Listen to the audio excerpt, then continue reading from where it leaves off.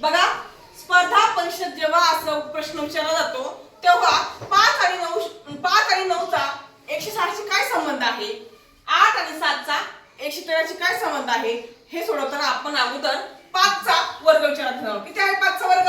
25. 9 चा वर्ग? 81. आपण या दोघांची बेरीज करणार आहोत. 25 अधिक 81 106. Very nice. 8 चा वर्ग? 64. 7 चा वर्ग? 49. 64 अधिक 49 113. अगदी त्याचप्रमाणे आपण याचं उत्तर काढणार आहोत. 7 चा वर्ग? 2 चा वर्ग? 4. मग 49 अधिक 4 53. मग 53 पर्यायात आहे का? हो. किती नंबरला आहे? 2. म्हणजे 7 आणि 2 चा विचारलेला आपल्याला उत्तर हे किती आहे? 53. 53. समजलं?